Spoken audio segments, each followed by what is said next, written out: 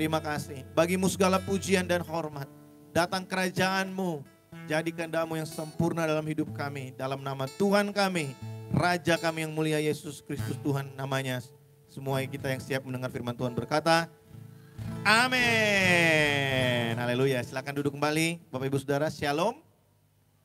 Selamat pagi. Senang sekali pagi hari ini kita boleh berjumpa dalam ibadah raya setelah kita melewati 7 bulan yang luar biasa di sepanjang tahun ini. Ya, kita ada di minggu yang pertama di bulan Agustus. Selamat datang bagi Bapak Ibu Saudara yang baru pertama kali beribadah di tempat ini. Dan bulan ini kita akan berbicara tentang love one another atau mengasihi satu dengan yang lainnya. Saudara, apa yang disampaikan oleh Gembala pembina kita, Gembala senior kita Pak Arifin tadi dalam suara gembala itu sesuatu yang sangat memberkati saya bahwa kita tidak mungkin bisa mengasihi Tuhan sebelum Tuhan terlebih dahulu mengasihi kita. Itu harus menjadi sesuatu yang kita sadari. Nah, pagi hari ini kita akan belajar tentang hal itu. Memang selalu tidak pernah kebetulan bahwa apa yang disampaikan Pak Arifin dalam suara gembala selalu adalah apa yang saya ingin sampaikan buat setiap kita. Perlu saudara ketahui bahwa suara gembala itu baru saya dengarkan tadi pagi barengan dengan saudara ya. Walaupun saya udah terima dari kemarin, tapi saya membiasakan diri untuk mengikuti mendengarkan bersama-sama dengan jemaat ya, supaya kita dapat berkatnya sama-sama gitu ya saudara. Nah, kalau memang hari ini kita akan belajar tentang itu, berarti Tuhan mau bicara buat saudara dan menguatkan saudara mengenai hal itu.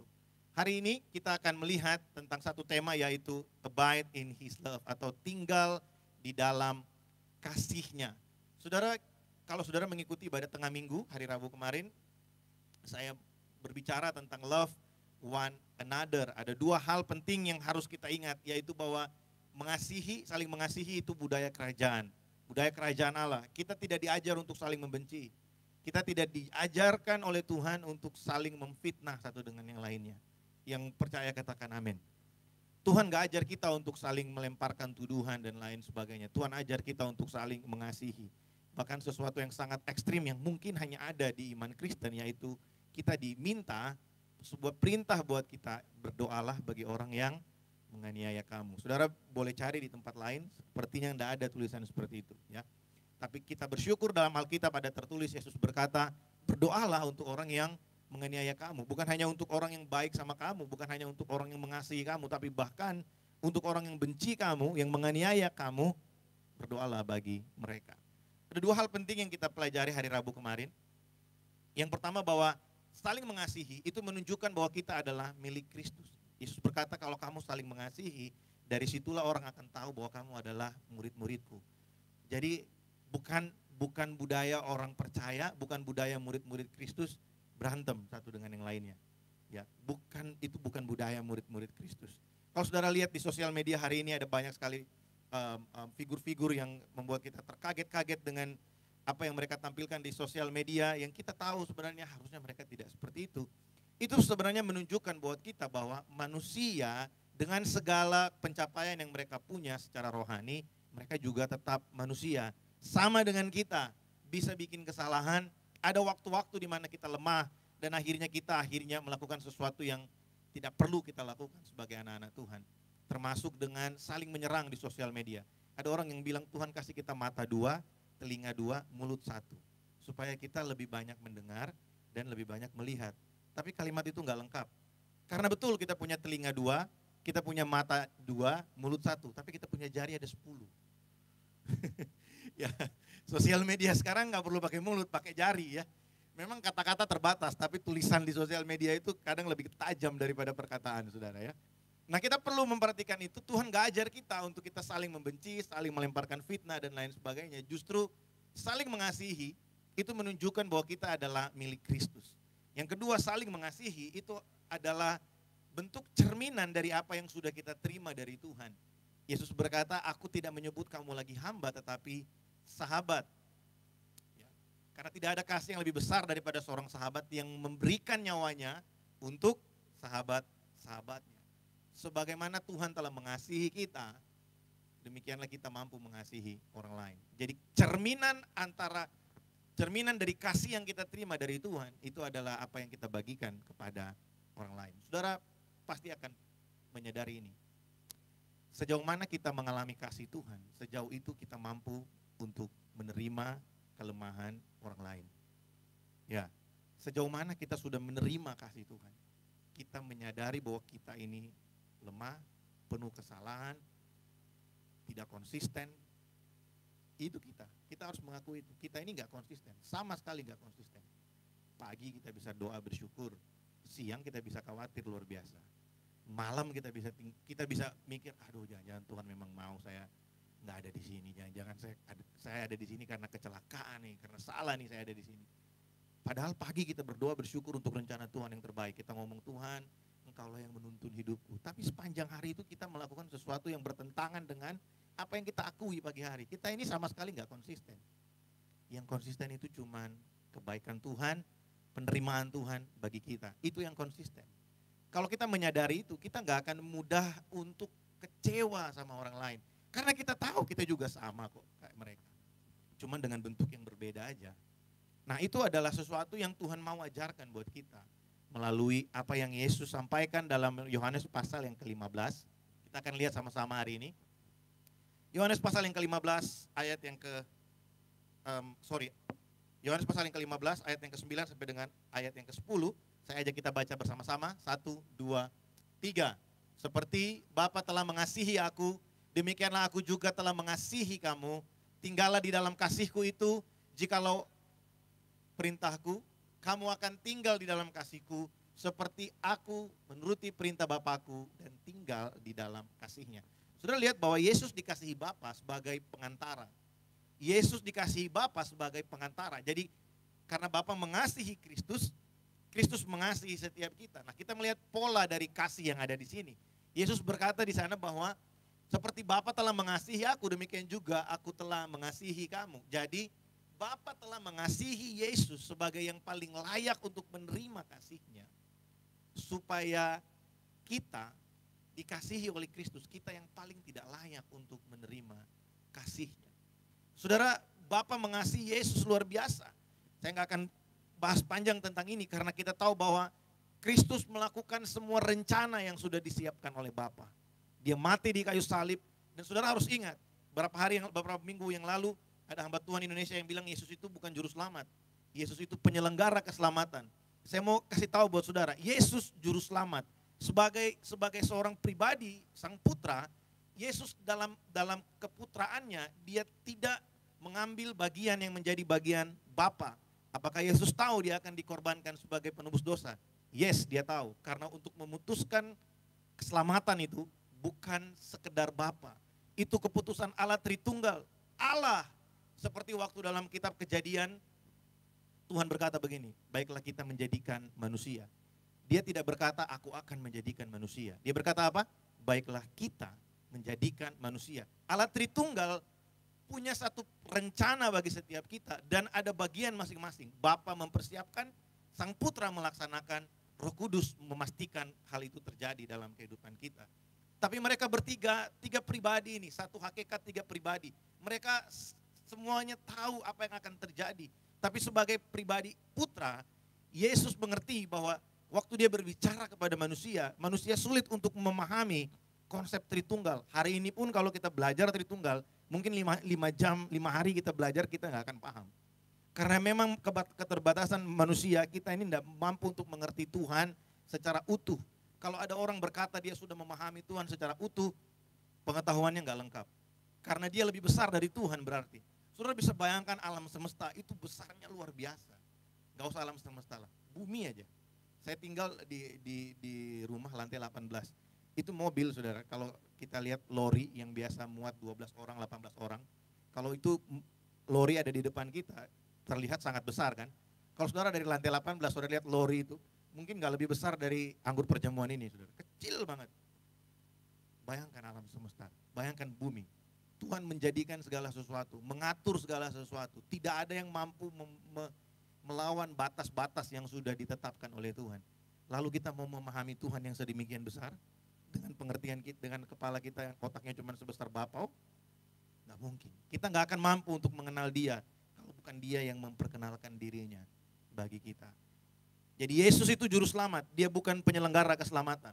Saudara, Bapa mengasihi Kristus dan Kristus mengasihi setiap kita. Nah, ini adalah pola dari kasih yang diberikan Bapa dan Kristus bagi setiap kita. Kita akan belajar secara khusus dari ayat 9 dan ayat 10 ini.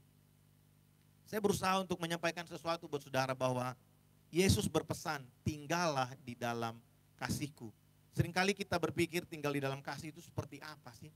Nah, hari ini kita akan melihat terlebih dahulu alasan kenapa Yesus memberikan perintah-perintah ini. Saya menganjurkan kita, saudara bisa baca Yohanes 13, Yohanes 15 di rumah saudara. Pasal-pasal itu penting buat kita, saudara. Yesus berbicara tentang kasih, berbicara tentang akulah pokok anggur, dia berbicara tentang Roh Kudus, dan dia memberikan perintah yang baru supaya umatnya, murid-muridnya saling mengasihi. Nah, dari perkataan Yesus di ayat yang ke-9, kita akan melihat 3 akibat dari kasihnya bagi kita. Yang pertama, kasih Allah bagi kita, kasihnya bagi kita, itu membuat kita diterima oleh Bapa. Saudara, karena Kristus dikasihi oleh Bapa dan Kristus mengasihi kita, dia yang paling layak untuk menerima kasih dari Bapa itu, dia mengasihi saya dan saudara yang tidak layak untuk menerima kasih ini, sehingga karena Bapa mengasihi Kristus, Bapa juga menerima setiap kita. Kita diterima di hadapan Bapa karena pengorbanan Kristus di kayu salib. Ada 2 ayat yang luar biasa, saudara. Kita melihat dari Efesus pasal 1 ayat 5 dan 6 dikatakan begini. Dalam kasih ia telah menentukan kita dari semula oleh Yesus Kristus untuk menjadi anak-anaknya sesuai dengan kerelaan kehendaknya, supaya terpujilah kasih karunia-Nya yang mulia yang dikaruniakannya kepada kita di dalam Dia yang dikasihinya. Jadi kita menerima kasih yang besar, kita menerima penerimaan dari Allah, kita menerima kebenaran dari Allah, bukan karena segala sesuatu yang ada di dalam dunia ini, tapi hanya karena Bapa begitu mengasihi Kristus, sehingga semua yang dikasihi Kristus juga dikasihi oleh Bapa. Semua yang dikasihi oleh Kristus, semua yang diterimanya menjadi murid, semua yang diterimanya menjadi miliknya, juga menjadi bagian milik kepunyaan Bapa. Saudara, siapa saya dan saudara sehingga Tuhan begitu mengasihi kita? Kalau kita baca dari Efesus pasal yang pertama ini, di sana jelas Alkitab berkata bahwa kita ini diterima di hadapan Allah karena pengorbanan Kristus di kayu salib, sehingga Bapa menerima setiap kita. Waktu Bapa melihat kita, dia melihat Yesus. Waktu Bapa lihat kelemahan kita, yang Bapa lihat kelemahan kita sudah ditanggung di kayu salib oleh Kristus. Waktu Bapa lihat pelanggaran kita, Bapa lihat pelanggaran kita sudah ditanggung di atas kayu salib. Makanya kalau ada kita yang merasa bahwa dirimu kurang berharga karena kamu nggak punya ini, kamu nggak punya itu, kamu belum berhasil, ingat, keberhargaan kita tidak ditentukan dengan apa yang kita capai di dalam dunia. Keberhargaan kita itu seharga Kristus yang mati di kayu salib. Itu jauh lebih mulia, jauh lebih besar dari segala pencapaian yang bisa didapatkan oleh manusia di bumi. Saudara, kita seringkali gampang sekali untuk merasa tertuduh, kurang berarti, merasa terbuang karena kita melihat, kita selalu compare diri kita dengan orang lain. Kenapa mereka udah dijawab, kenapa saya belum? Kenapa mereka udah dapat, kenapa saya belum? Sehingga kita mulai merasa begini, saya kurang berarti, saya kurang berharga. Saudara, mungkin ini agak keras tapi saya mau kasih tahu buat saudara. Keluar dari komunitas yang mulai menilai segala sesuatu dengan apa yang kau punya, tanpa melihat dirimu sebagai orang yang sudah ditebus oleh darah Kristus. Seringkali kita ini suka menyingkirkan orang lain karena kita melihat mereka nggak level dengan kita. Kita lupa bahwa darah Kristus yang sama yang menebus kita juga menebus mereka. Kita lupa bahwa darah Yesus yang menyelamatkan kita juga menyelamatkan mereka. Saya nggak pernah setuju kalau ada komunitas yang berbicara bahwa ya kita ini kumpulan orang-orang yang diberkati. Berkat selalu dikonotasikan dengan apa? Kekayaan. Dengan apa? Dengan pencapaian. Itu perlu selama kita ada di bumi, tapi itu tidak menentukan keberhargaan kita. Keberhargaan kita ditentukan oleh Kristus yang mati di kayu salib. Saudara, firman Tuhan bilang kita ini berharga bukan karena kita ini kaya di bumi. Kita berharga karena Yesus mati buat kita. Makanya gini, kita boleh nggak punya segala sesuatu, tapi kita tetap punya pengharapan di dalam Dia. Amin, saudara. Kita boleh kehilangan semua. Saudara, bisa satu hari nanti kita nggak mungkin kerja terus kan? Kita nggak mungkin jadi pengusaha terus kan? Ada waktunya kita harus rest. Nah, waktu kita rest, siapa yang kasih kita pengharapan? Waktu kita rest, siapa yang kasih kita penghidupan? Waktu kita semuanya hilang, siapa yang kasih kita pengharapan? Tuhan. Di dalam Dia ada pengharapan kita. Makanya kemarin hari Sabtu di 2 Fajar saya bilang, jangan taruh pengharapan kita pada apa yang ada di bumi, saudara. Satu hari nanti semua akan lenyap. Ya, Amsal bilang kalau kamu ingin jadi kaya, dia akan terbang dan kamu gak dapat menggapainya lagi. Tapi kalau kamu taruh pengharapanmu di dalam Kristus, wow, bumi boleh bergoncang, laut bergelora, semua bisa berubah. Tapi kasih setia Tuhan bagi saya dan saudara tidak pernah berubah dulu, sekarang, sampai selama-lamanya. Kasih tepuk tangan sorak-sorai bagi Allah kita. Saudara, di dalam ayat yang berikutnya dikatakan 2 Korintus pasal yang ke-5 ayat 21, dia yang tidak mengenal dosa, dibuatnya menjadi dosa supaya kita diterima oleh Allah. Saudara, Yesus itu bukan dibuat menjadi berdosa. Ada pernah kejadian di Indonesia, semua orang tahu, ada seorang public figure yang tidak bersalah, tapi dijadikan bersalah. Dijadikan bersalah itu beda dengan dijadikan kesalahan. Yesus itu bukan dijadikan berdosa, tapi dijadikan dosa. Dia dijadikan dosa supaya kita ini diterima oleh Allah. Makanya waktu di kayu salib, Yesus mengalami sesuatu keterpisahan, ya, sebagai seorang manusia. Dia mengalami satu keterpisahan, satu kesendirian yang luar biasa, karena yang selama dia hidup sebagai manusia di bumi, dia punya kebersamaan dengan Bapa, tapi kali itu untuk beberapa jam, Yesus mengalami kesendirian yang luar biasa. Karena Bapa sudah memutuskan untuk menjadikan dia dosa, sehingga Bapa melihat dia sebagai sesuatu yang sangat kotor, dan Bapa menimpakan semua akibat dari pelanggaran dosa manusia kepada Kristus. Itu sesuai dengan apa yang disampaikan oleh Nabi Yesaya. Penderitaan kitalah yang ditanggungnya, pemberontakan kitalah yang dipikulnya. Saudara, Kristus dijadikan dosa supaya kita diterima oleh Allah. Hari ini seperti pesan yang selalu saya sampaikan buat saudara, saudara jangan datang sama Tuhan seperti orang yang habis kalah perang. Jangan datang sama Tuhan kayak orang yang habis terpuruk, kalah, dan kita ini sepertinya nggak punya pengharapan. Datang sama Tuhan sebagai orang yang punya satu kesadaran bahwa apapun yang terjadi, aku milik Kristus. Saudara pernah dengar cerita dari seorang legenda sepak bola Indonesia namanya Roni Pati Nasrani. Satu kali anaknya dia ketahuan mencuri di sekolah. Saudara tahu sekolah di Jakarta itu kan besar-besar ya. Di sini juga sih besar-besar ya kalau sekolah negeri ya. Jadi dia datang ke sekolah untuk jemput anaknya dari ruang BP, dari ruang BP. Waktu mereka jalan keluar, teman-temannya dari atas, dari lantai 2 tuh teriak, pencuri gitu ya. Anaknya ini tertunduk. Sampingnya ada bapaknya bilang, angkat mukamu. Kamu bukan pencuri, kamu anak papa. Saudara, mental kita sebagai warga kerajaan itu seharusnya punya mental yang seperti itu. Ya, waktu kita datang kepada Tuhan dengan hati yang tertuduh, hati yang penuh dengan rasa bersalah, apa yang kita harapkan? Sedangkan Alkitab bilang waktu kamu mengaku dosamu, Dia setia dan adil dan mengampuni segala pelanggaranmu. Waktu kita datang kepada Tuhan, yes betul memang. Jangan kita pikir kita berdosa karena kita mencuri. Jangan berpikir kita berdosa karena kita habis maki-maki orang lain, habis melakukan sesuatu yang jahat, membunuh dan lain sebagainya. Membunuh kejam sekali. Jangan kita pikir kita berdosa gara-gara kita habis melakukan percabulan dan lain sebagainya. Enggak. Tanpa melakukan itu semua, kita ini berdosa di hadapan Tuhan. Kita ini lahir, firman Tuhan berkata, kita ini lahir sebagai orang di dalam dunia. Kalau ada agama yang ada kepercayaan yang bilang bayi itu lahir seperti kertas putih. Tidak ada saudara bayi lahir seperti kertas putih. Kalau saudara tidak percaya, kalau saudara ada lihat bayi, coba saudara kasih mainan, kemudian saudara ambil. Ngamuk gak? Kalau dia kertas putih, dia gak punya rasa serakah. Waktu ada 2 anak kecil main, mereka gak ngerti apa-apa. Diajar baik-baik, 2 anak kecil, saudara kasih 1 mainan, rebutan gak? Rebutan. Kalau mereka betul-betul lahir sebagai kertas putih, gak ada rasa yang ingin menguasai. Karena masih tulus. Makanya betul yang Rasul Paulus katakan, kita ini datang ke dalam dunia sebagai orang yang berdosa karena kita keturunan Adam. tidak ada, saudara. Tapi kita bersyukur karena pengorbanan Kristuslah yang membuat kita orang yang berdosa ini. Waktu kita datang ke hadapan Allah, udah jangan datang kayak orang yang salah. Kayak orang yang kayak orang yang kalah gak punya pengharapan. Saudara, pengampunan dan kasih setia Tuhan buat kita itu lebih besar dari segala kesalahan kita.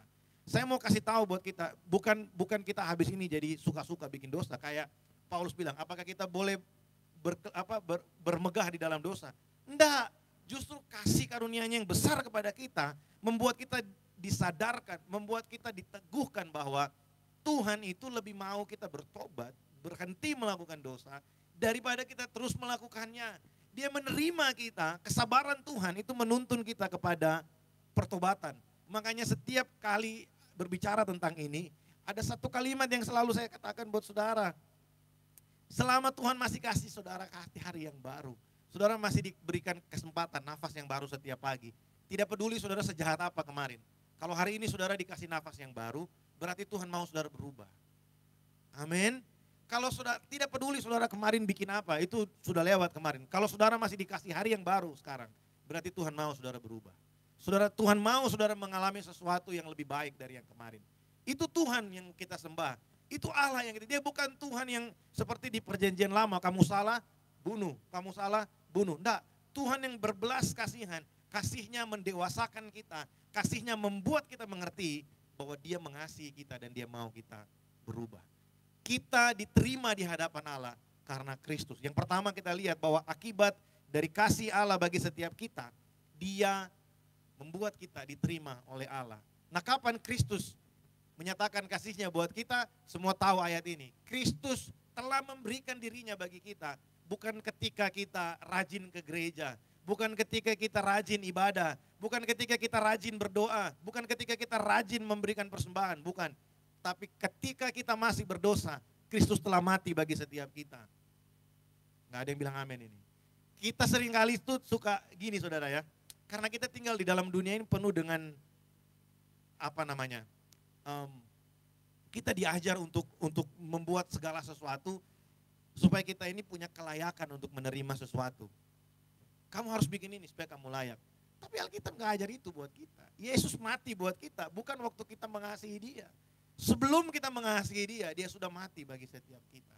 Sebelum kita datang kepadanya dan berdoa, beribadah kepadanya, Dia telah terlebih dahulu mati bagi kita. Makanya betul kita nggak mungkin mengasihi Allah kalau Dia tidak terlebih dahulu mengasihi kita. Jadi di poin yang pertama ini kita betul-betul mengerti bahwa penerimaan Allah atas kita, penerimaan Bapa atas kita bukan karena apa yang kita perbuat, semata-mata karena pengorbanan Kristus. Amin. Saudara harus jelas ini. Ini hal yang basic dalam kekristenan. Kita harus tahu itu. Sehingga waktu kita berdoa, kita datang ibadah, ya kita datang dengan satu paradigma yang benar bahwa saya datang kepada Bapa, saya datang kepada Allah, saya datang kepada pribadi yang mengasihi saya, yang menerima saya apa adanya. Waktu kita datang berdoa, kita nggak berdoa kayak orang yang dituduh-tuduh. Saudara kan seringkali kita terlalu sering bawa perasaan kan, kita datang sampai kita salah-salah nyanyi gara-gara kita merasa kita masih mikirin kesalahan kita. Waktu kita minta ampun, Bapa udah lupa. Dia tidak pernah mengungkit apa yang sudah kita akui di hadapannya. Tapi kita datang dengan satu pengertian yang benar. Bukan untuk memanfaatkan kasih karunia-Nya. Ada orang yang pikir gini, udahlah saya bikin dulu aja nanti saya minta ampun. Enggak, bukan itu maksudnya. Kita memang tidak punya kemampuan untuk hidup benar tanpa Dia. Itu kita harus tahu. Sekuat-kuatnya kita berusaha, kita pasti akan jatuh. Makanya Dia berikan kita kemurahan hatinya. Tuhan yang bermurah hati yang membuat kita menjadi sahabat-sahabatnya. Saudara, kalau yang pertama akibat kasihnya kita diterima oleh Bapa. Yang kedua, kita dijadikan sahabat-sahabat oleh Allah. Saudara, kita melihat di dalam Yohanes pasal yang ke-15 ayat 14 ayat 15. Kita baca sama-sama, 1, 2, 3. Kamu adalah sahabatku, jikalau aku tidak menyebut kamu lagi hamba. Sebab hamba tidak tahu apa yang diperbuat oleh, tetapi aku menyebut kamu sahabat karena aku telah memberitahukan kepadamu segala sesuatu yang kudengar dari Bapa. Apa artinya menjadi sahabat, saudara? Menjadi sahabat yang pertama, kita hidup dalam ketaatan. Seperti yang saudara sudah pelajari bulan yang lalu bahwa kalau ada ciri-ciri orang yang mengasihi Tuhan, itu bukan dia nyanyi sampai berjam-jam, bukan dia nyanyi sampai miring-miring, bukan. Tapi orang yang mengasihi Tuhan itu ciri-cirinya yang paling jelas itu cuma satu. Dia taat pada firman Tuhan. Itu. Jangan mudah tertipu. Seringkali kita melihat, wah orang itu kalau nyanyi sampai nangis-nangis, dia sungguh-sungguh mengasihi Tuhan. Belum tentu. Bisa aja dia nangis karena mengasihani diri. Karena waduh salah banget aku udah nangis nyanyi lagu rohani. Kalau kita mengukurnya hanya dengan tangisan, ya saudara juga bisa nangis nonton film Korea kan? Masa saudara nonton film Korea kemudian saudara bilang, wah saya sungguh-sungguh mengasihi Tuhan. Tapi nangis karena nonton film Korea. Enggak saudara. Mengasihi Tuhan, tanda yang paling utama itu adalah hidup dalam ketaatan. Ada satu cerita di perjanjian lama, seorang janda di Sarfat. Seorang nabi datang ke rumahnya dan suruh dia bikinkan makanan, bikinkan roti. Dia tahu perbendaharaannya sudah tidak cukup untuk dia dan anaknya makan. Saudara tahu cerita itu? Tapi karena dia mengasihi Tuhan dan dia menghargai hamba Tuhan, dia berikan. Saudara tahu apa yang terjadi? Dia bukan hanya bisa makan hari itu. Dia bisa memberkati hamba Tuhan. Dia mampu menunjukkan ketaatannya kepada Tuhan. Dan dia terpelihara sampai masa menuai datang kembali. Saudara tahu bahwa orang yang mengasihi Tuhan, itu orang yang tidak akan pernah mengalami kecurangan dalam hidupnya. Ya, karena Tuhan yang kita sembah itu bukan Tuhan yang curang, yang minta sesuatu dari kita dan habis itu dia biarkan kita berusaha sendirian. Tidak. Masih ingat cerita Abraham, waktu Tuhan minta Ishak dipersembahkan. Abraham memberikan Ishak itu dengan kepercayaan bahwa Tuhan pasti memberikan pengganti untuk korban. Enggak mungkin Tuhan yang berjanji, aku tunggu 25 tahun, kemudian Tuhan tiba-tiba, ayo sini aku ambil. Enggak mungkin. Abraham percaya betul bahwa Tuhan pasti menyediakan pengganti. Dan Tuhan tidak mungkin berhutang. Saudara lihat apa yang terjadi. Tiba-tiba ada anak domba yang ada di dekat mereka dan akhirnya korban yang diberikan itu bukanlah Ishak tetapi anak domba itu. Itu Tuhan yang kita sembah. Kalau kita ini bilang kita sahabat-sahabatnya Allah, tapi kita keras kepala, kita penuh dengan excuse untuk melakukan sesuatu yang Tuhan perintahkan. Coba kita renungkan lagi, sahabat seperti apa kita di hadapan Allah. Coba kita renungkan lagi bagaimana pengiringan kasih kita kepada Kristus. Kalau kita mengaku kita mengasihi Tuhan, tapi kita banyak sekali excuse untuk melakukan sesuatu bagi Tuhan. Yang kita tahu Tuhan udah perintahkan. Saya beberapa kali kasih tahu buat kita kan, menjadi orang yang taat sama firman Tuhan itu gak perlu aku belum digerakkan oleh Tuhan. Gak perlu digerakkan dalam hati. Itu hanya perlu kesadaran untuk kita melakukannya. Waktu saudara tahu Tuhan mau, dalam Alkitab ada tertulis, kita harus melakukan itu. Kita harus melakukan ini. Just do it. Saudara gak perlu tunggu konfirmasi dari hamba Tuhan A, hamba Tuhan B. Udah jelas dalam Alkitab. Itu firman yang tertulis. Dan itu datang dari Allah dan Tuhan mau kita melakukannya. Amin, saudara. Itu yang Tuhan mau buat kita. Menjadi sahabat juga berarti kita hidup dalam tuntunan-tuntunannya. Yesus berkata, aku memberitahu kamu apa yang Bapa beritahu kepadaku. Apa yang Bapa beritahu kepada Yesus? Apa yang harus dia lakukan? Kemana harus dia berjalan? Kemana harus dia melangkah? Saudara, hidup dalam tuntunan tidak akan pernah terlepas dari hidup dalam keintiman dengan Tuhan. Seringkali di komunitas kita, saudara ya, di keluarga kita gereja Pentakosta Karismatik ini, saudara sebelum saya bilang ini jangan saudara pikir saya nggak percaya dengan nubuatan dan nabi. Kemarin ada perdebatan di salah satu grup, saya ada di dalam grup itu saudara ya, tentang nubuatan. Tapi begini saudara, saya bukan nggak percaya tentang itu, tapi sebelum kita minta Tuhan bicara kepada kita melalui doa dan bicara secara audible buat kita, secara supranatural, ada pertanyaan yang harus kita jawab dan kita harus pastikan ini jawabannya seperti apa. Yaitu ini, apakah kita sudah membaca Alkitab sebelum kita minta Tuhan berbicara?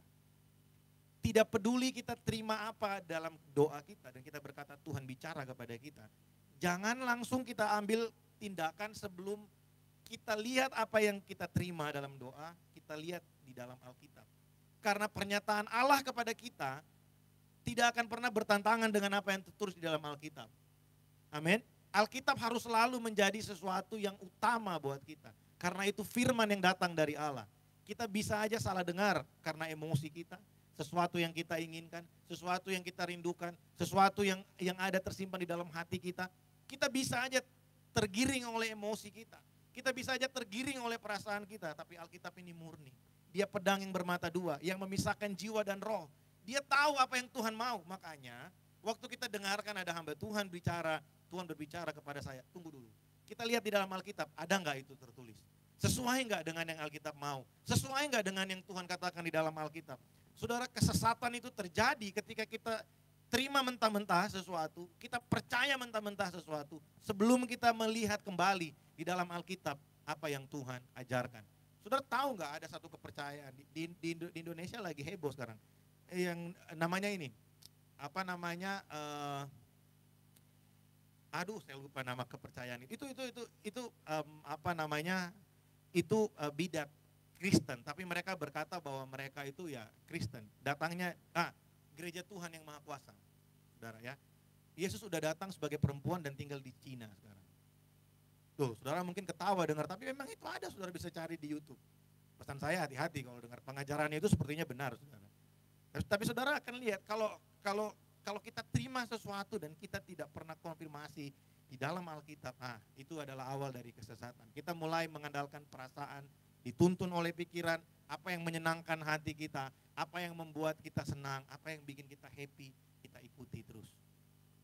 Dan kita semakin sulit untuk kembali karena kita udah terlalu mendewakan perasaan kita. Tapi Tuhan gak mau itu. Saya dan saudara adalah sahabat-sahabatnya Allah. Amin. Coba bilang kiri kanan, kamu sahabatnya Allah. Ya, kita harus hidup. Kita hidup dalam ketaatan, kita hidup dalam tuntunan, kita hidup dalam keintiman. Yang ketiga, saudara, akibat dari kasih Kristus buat kita adalah kita mengerti bahwa Tuhan yang memilih kita. Semua kita tahu ayat ini. Kita baca sama-sama. Yohanes pasal 15 ayat yang ke-16, 1, 2, 3. Bukan kamu yang memilih aku, tetapi akulah yang memilih kamu, dan aku telah menetapkan kamu dan menghasilkan buah, dan buahmu itu tetap, supaya apa yang kamu dalam namaku, akulah yang memilih kamu, dan aku telah menetapkan kamu, supaya kamu pergi dan menghasilkan buah, dan buahmu itu tetap, supaya apa yang kamu minta kepada Bapa dalam namaku, diberikannya kepadamu. Sepertinya ada double ya. Nah, saudara, kasih Allah buat kita, itu membuat kita mengerti bahwa bukan kita yang memilih Dia, tapi Dia yang memilih kita.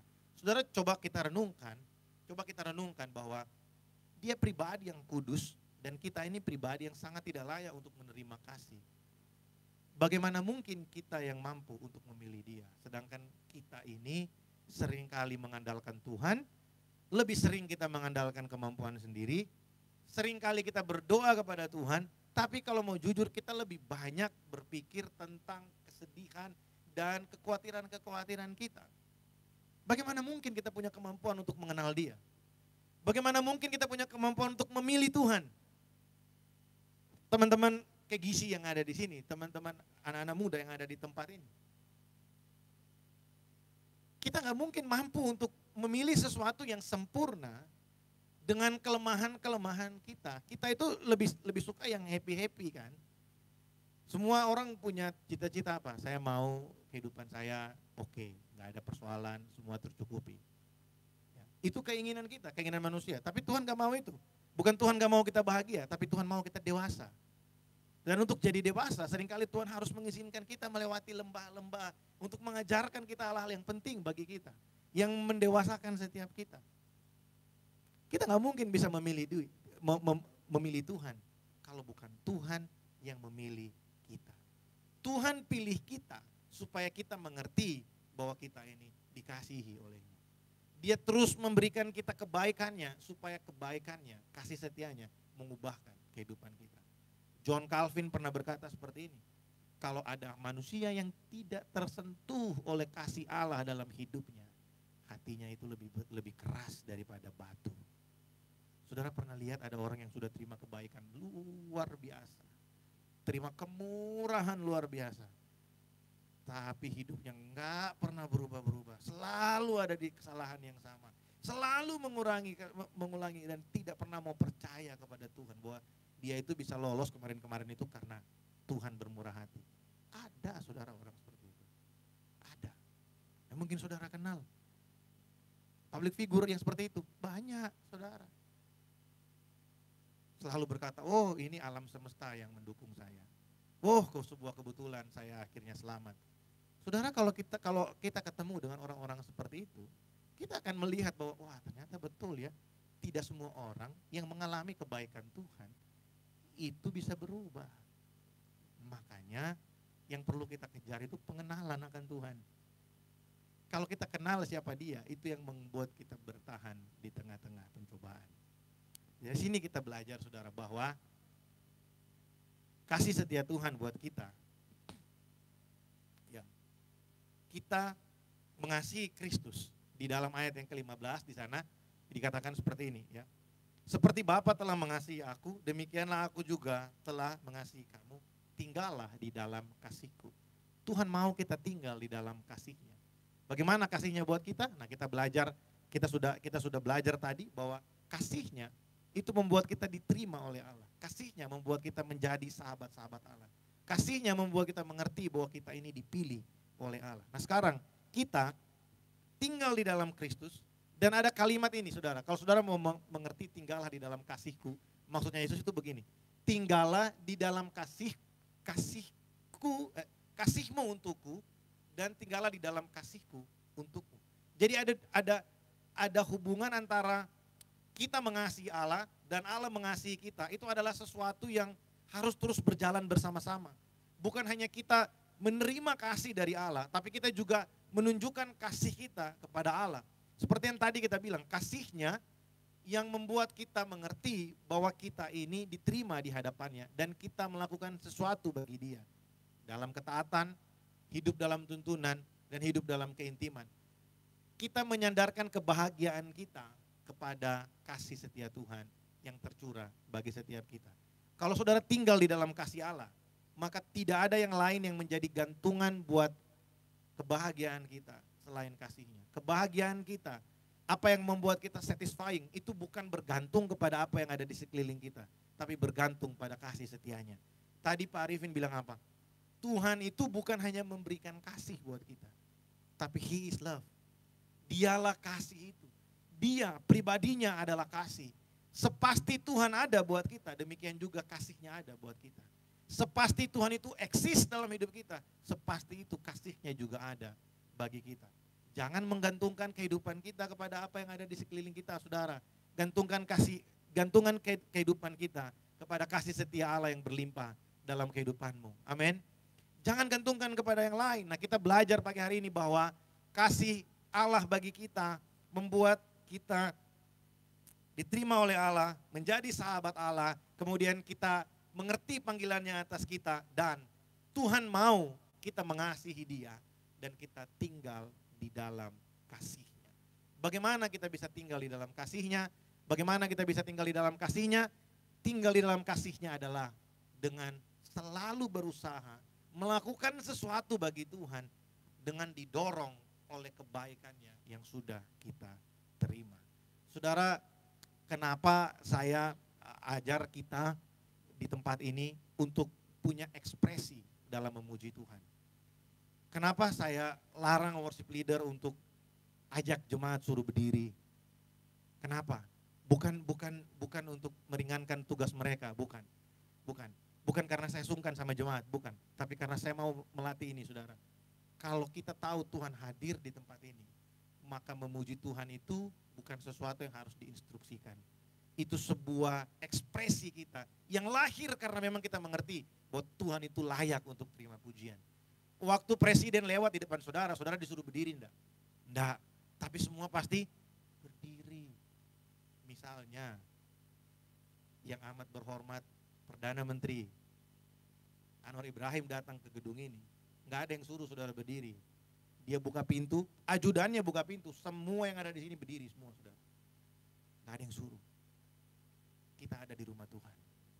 Dia bertahta di atas pujian. Saudara tidak perlu disuruh angkat tangan, saudara pasti angkat tangan. Kalau saudara tahu dia hadir. Saudara tidak perlu disuruh berdiri. Kalau saudara tahu Tuhan hadir, saudara pasti berdiri.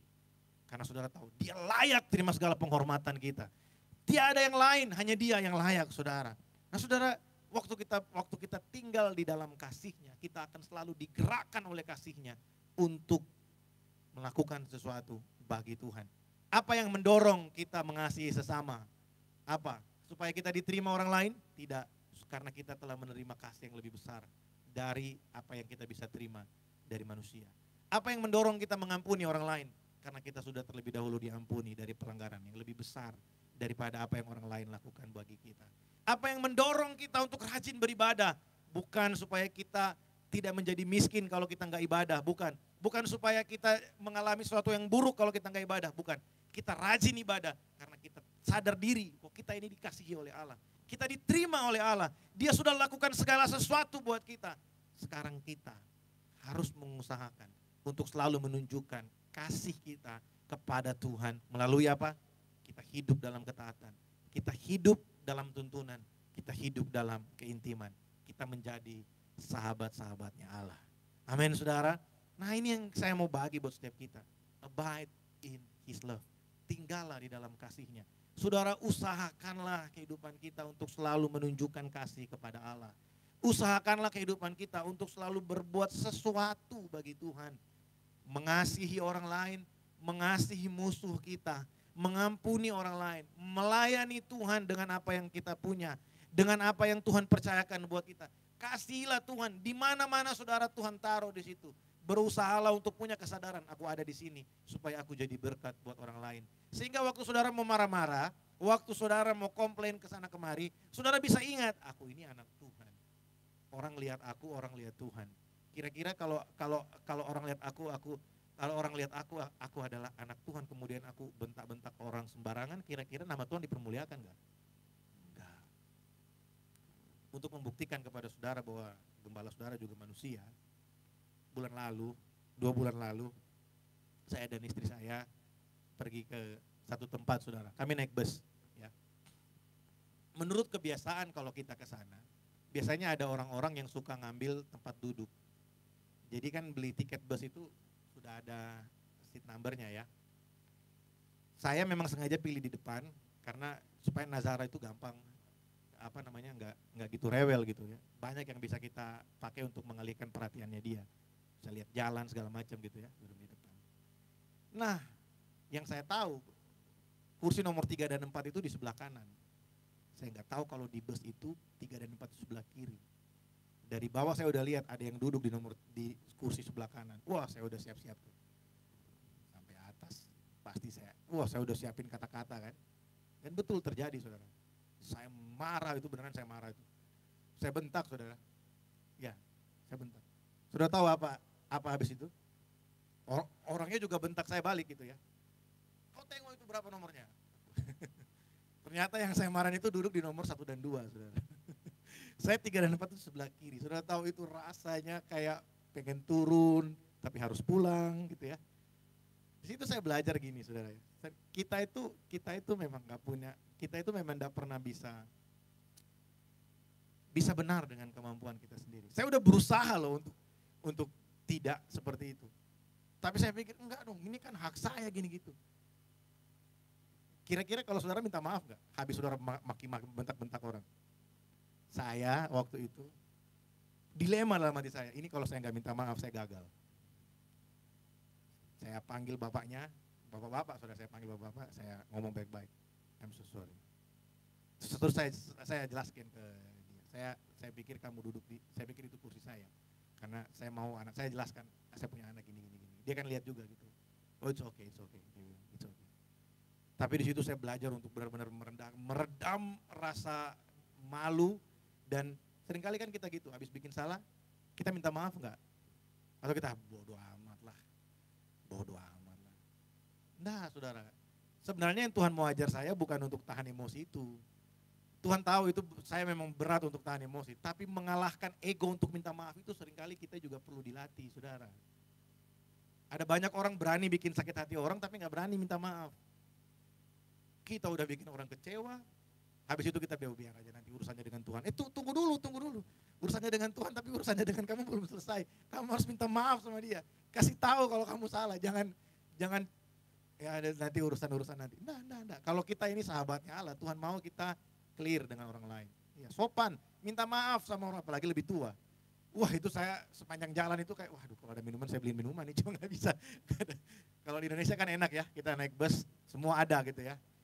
Mulai dari Aqua ada, Maison ada, kacang ada ya. Lama-lama nanti ada jualan charger, power bank semua datang semua saudara. Enggak, jadi saya lakukan itu, saudara. Karena waktu saya bergumul mau minta maaf itu, saya tanya Tuhan kenapa saya bodoh banget, kenapa saya marahin dia ya? Kenapa saya bentak lagi loh, karena saya pikir kurang ajar banget, udah tahu ada nomornya kok berani-beraninya dia duduk di tempat orang. Ternyata saya salah, dia udah benar di situ, saya yang salah. Dan waktu saya mau minta maaf itu saya bergumul, saya lebih bergumul buat minta maaf daripada buat marahin dia loh. Karena dalam hati saya, gak usah minta maaf lah. Tapi enggak, saya harus minta maaf karena saya udah salah, pertama saya udah salah. Dia lebih tua dan kedua saya ini anak Tuhan, saya hamba Tuhan, gak mungkin saya gak minta maaf untuk urusan seperti ini.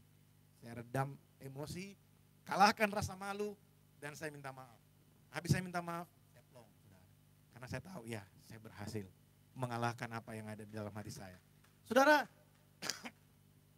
pernahkah saudara mengalami hal yang sama? Mungkin bukan untuk minta maaf, tapi untuk yang lain.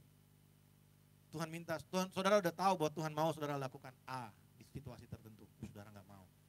Mari belajar, karena Tuhan mau kita terus tinggal dalam kasih-Nya. Bukan hanya menerima kasih-Nya, tapi juga berusaha untuk terus menunjukkan kasih kepada Tuhan.